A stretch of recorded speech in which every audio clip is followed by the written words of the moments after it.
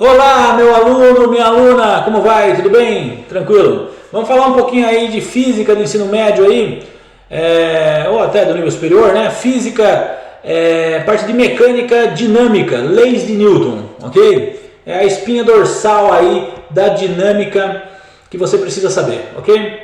Legal, então leis de Newton. Temos as três leis de Newton aí, vamos começar pela lei da inércia. O que diz a lei da inércia, basicamente? Todo corpo tende a se manter em estado de movimento retilíneo uniforme ou em repouso, a menos que seja perturbado por uma força externa.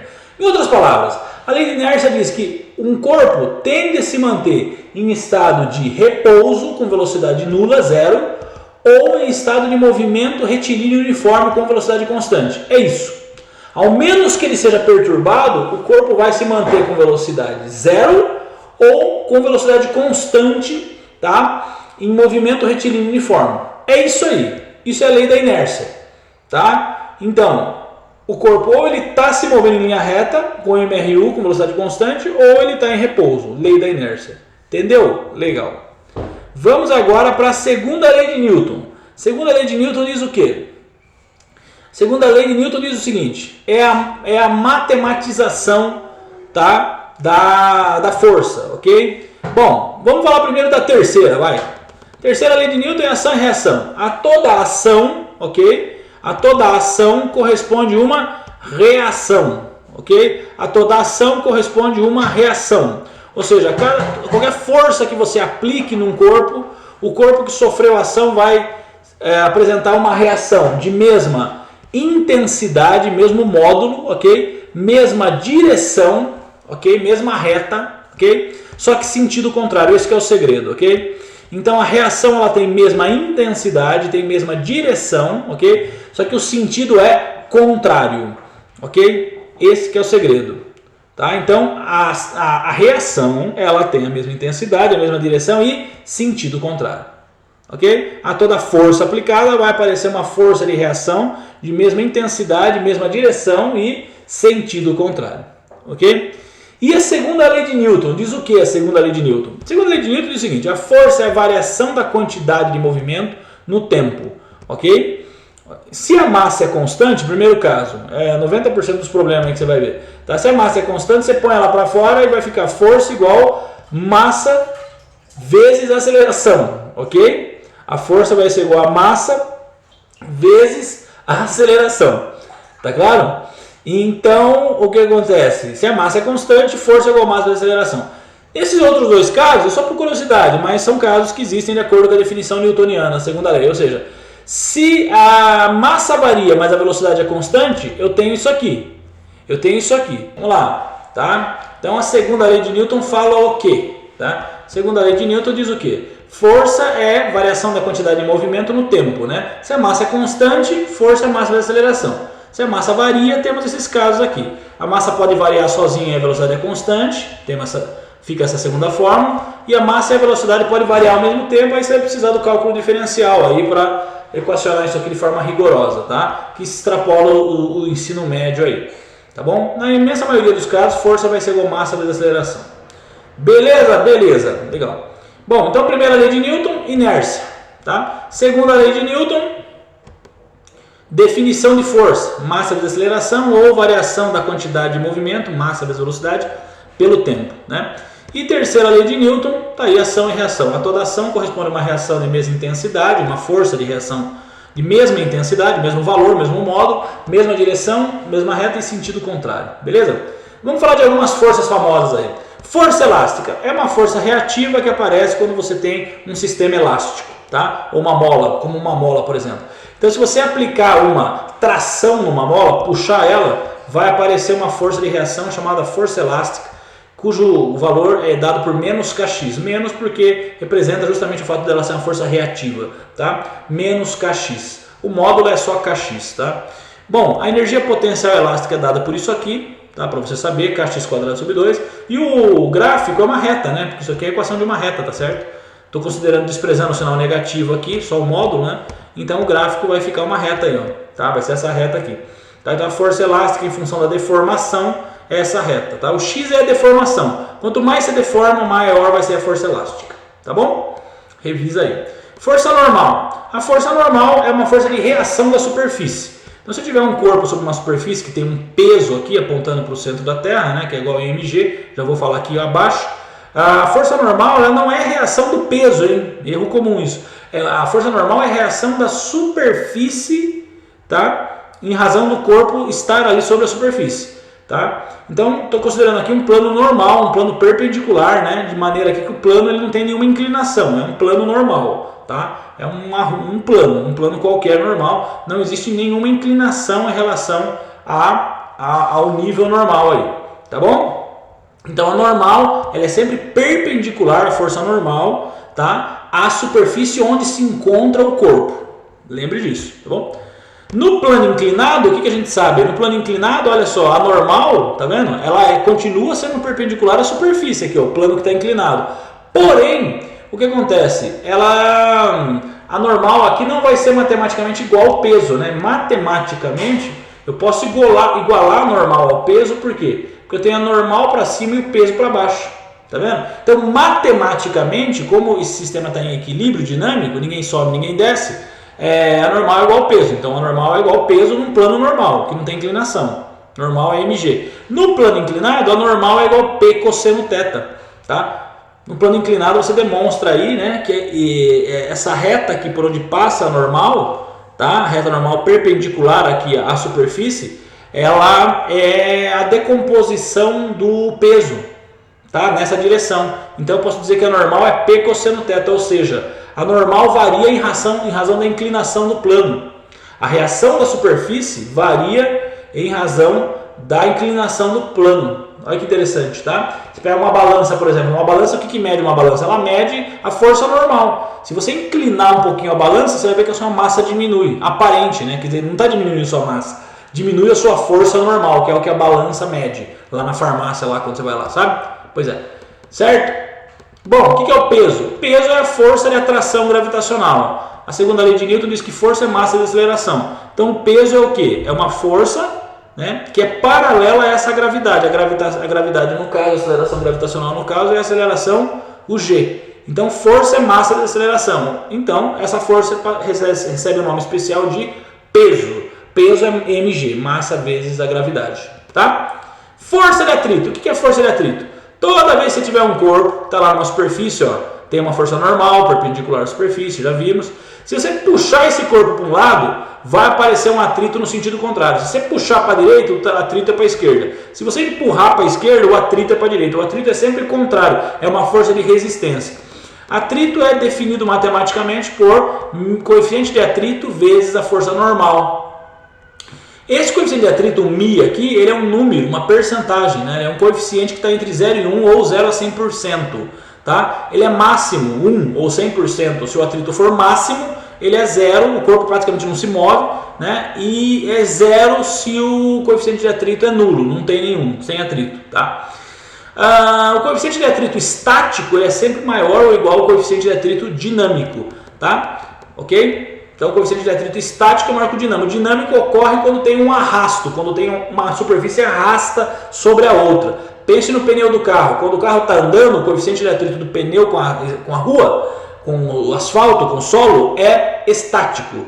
Tá? Quando você freia e frita o pneu, arrasta o pneu com o asfalto, o coeficiente de atrito é dinâmico. Por isso, tá? Esse é um exemplo de que o coeficiente de atrito estático é maior que o coeficiente de atrito dinâmico. Legal. No plano inclinado, o que vai acontecer? Ó, no plano inclinado, se eu deixar o plano inclinado paradinho, põe uma coisa paradinha na subida, assim, na mesa, inclina aí a mesa aí e deixa um livro ali em cima. Se ele ficar parado assim, eu tenho essa situação dinâmica física aqui, ó. Tenho para baixo a componente do peso, o peso está aqui, perpendicular, né? O peso está aqui, ó. Tá? Ele está descendo aqui, tá? Eu não desenhei, mas ele está aqui descendo para o centro da Terra.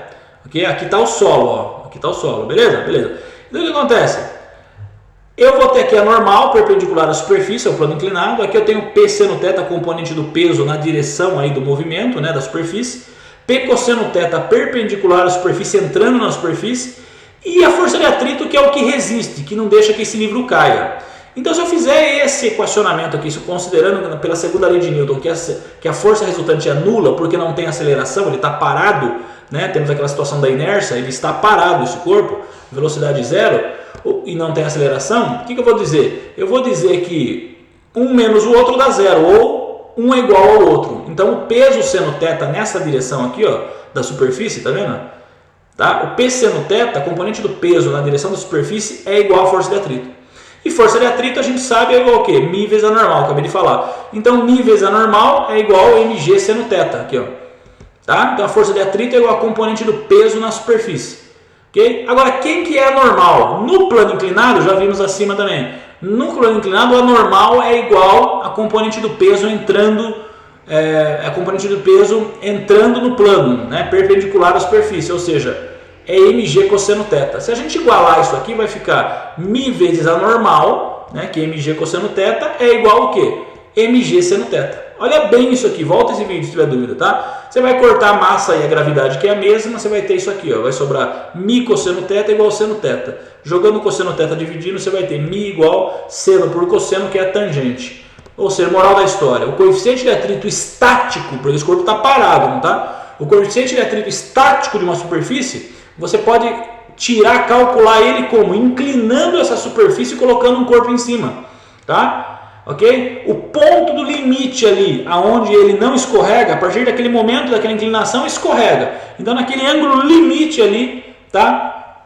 Se você pegar aquele ângulo limite e tirar a tangente dele, você vai ter exatamente o coeficiente de atrito estático daquele plano com relação àquele objeto, né? Lembrando que isso depende de cada objeto. Se você tiver aqui um livro, uma coisa, uma pedra, outra coisa, um tijolo, uma coisa, depende, tá, da constituição química da superfície dos dois materiais aí, beleza? Mas o coeficiente de atrito estático pode ser calculado através da tangente do ângulo de inclinação limite, tá, de um corpo antes que ele comece a escorregar no plano. Legal.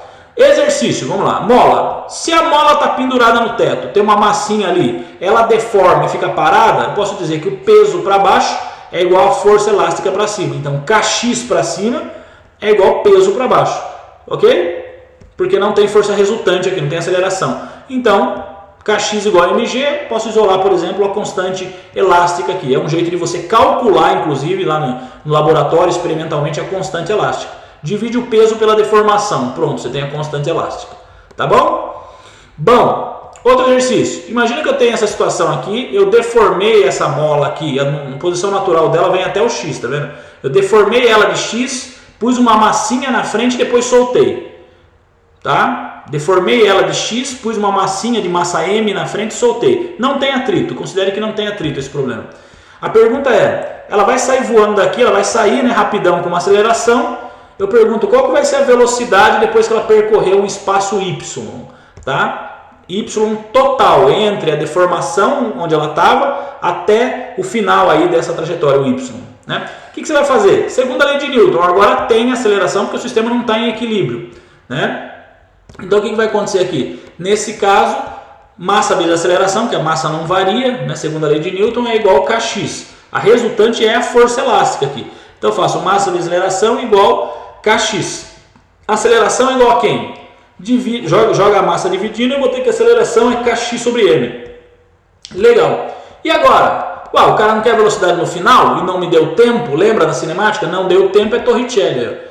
Velocidade final ao quadrado é igual a velocidade inicial ao quadrado, mais 2 vezes a delta S. Então a velocidade final ao quadrado, tá? Considerando que ele partiu do repouso, já põe essa velocidade inicial zero. Vai ficar só 2 vezes a aceleração, variação do espaço. A aceleração é isso, calculei aqui em cima, olha ali, ó, tá? E quem que é a variação do espaço? Bom, variação do espaço que ele andou, né? Quanto que é o espaço que ele andou? Aí você pode considerar, se você considerar aqui, ó, que o espaço que ele andou é esse aqui, ó, tá? É a partir, é só esse aqui, foi o que eu considerei, tá? É só a partir da onde ele estava no repouso, vai ser y menos x, foi o que eu pus lá. Se você quiser considerar desde o momento da deformação, aí depende do exercício, então você tem que interpretar. Você vai considerar só y, tá? Se você considerar que ele andou tudo isso aqui, vai ser só y. Se você considerar só a partir do ponto da mola deformada, vai ser y menos x, foi o que eu pus lá, tá? Então eu pus aqui y menos x, tá? O espaço que ele andou, pronto, acabou. Tira a raiz quadrada e isolou a velocidade, olha que legal. Velocidade é raiz quadrada, 2 vezes Kx sobre m, que é a aceleração, e o espaço que ele percorreu. Tá bom?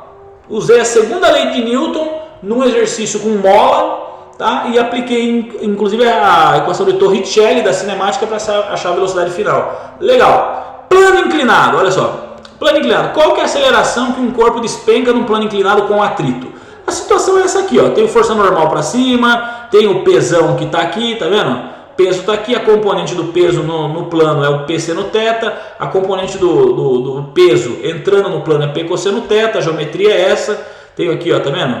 Θ 90, 90 menos θ, aqui eu tenho θ, tá? Isso é nesse triângulo aqui que se justifica aí o P seno e P cosseno, olha bem, ó. Tira o seno e cosseno aqui, você vai ver que você tem a projeção P seno, que é o mesmo que está ali em cima, e o P cosseno.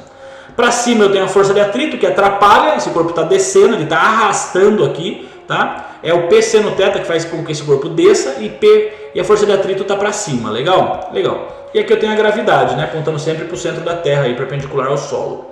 Pela segunda lei de Newton, o que vai acontecer? A força que ajuda, olha lá na figura, né? Quem faz cair é o P seno θ, quem atrapalha o movimento é o atrito. Então vou ter mg seno θ, que é o P seno θ, o peso, o mg seno θ, menos a força normal. Tá? Quem que é a normal no plano inclinado? Já falei aí para cima. A normal é justamente o P cosseno θ, é matematicamente igual ao P cosseno θ. Então você substituindo aí vai ficar, segundo a lei de Newton, olha só, massa vezes aceleração é igual a P seno θ, mg seno θ, menos μ dinâmico, coeficiente de atrito dinâmico, porque esse corpo está arrastando no plano, vezes mg cosseno θ. Cortando as massas aí, colocando G em evidência, pimba, olha só, a aceleração que um corpo despenca num plano inclinado com atrito é igual a isso aqui. É G vezes esse fator aqui, ó, seno θ menos μ dinâmico cosseno θ. Vamos fazer um exemplo com um número? Vamos. Olha lá, coeficiente de atrito dinâmico desse plano e desse corpo, digamos que é 20%, 0,2. Quero saber a aceleração. A gravidade é 10 e a inclinação é 30. Qual que é a brincadeira então aqui? Bom, então a brincadeira aqui é a seguinte, vai fazer assim, ó. A brincadeira aqui é a seguinte, né? Ó, situação física é essa aqui, ó, tá? Esqueminha bidimensional, simples aí. Você vai fazer, você vai colocar na fórmula que a gente deduziu agora há pouco acima. A é G vezes seno θ menos μ dinâmico cosseno θ. Então, como é que vai ficar aqui? A aceleração é igual, G igual a 10, está aqui, seno de 30 dá meio, 0,2 é o coeficiente de atrito dinâmico e cosseno de 30, né? Cosseno de 30 é raiz de 3 sobre 2. Seno de 30 é meio, né? 1, 2, 3, 3, 2, 1. Raiz de 3 sobre 2, certo? 1, 2, 3. Cosseno de 30, raiz de 3 sobre 2. Agora você faz as contas aí, né? Tá bom? Faz as contas aí com tranquilidade e tal. Você vai ver aqui embaixo no final que o valor desse negócio, ó, tá? Fiz as continhas aqui, aproximei, ó. A aceleração vai dar aproximadamente, se eu não errei nas contas, 3,3 metros por segundo ao quadrado. Ou seja, esse corpo vai despencar, tá? Com esse coeficiente de atrito, ele vai descer arrastando no plano com essa aceleração de 3,3 metros por segundo ao quadrado. Beleza? Revisa essa aula inteira aí, foi um prazer. A gente se vê na próxima aula. Leis de Newton, hein? Grande abraço, até mais!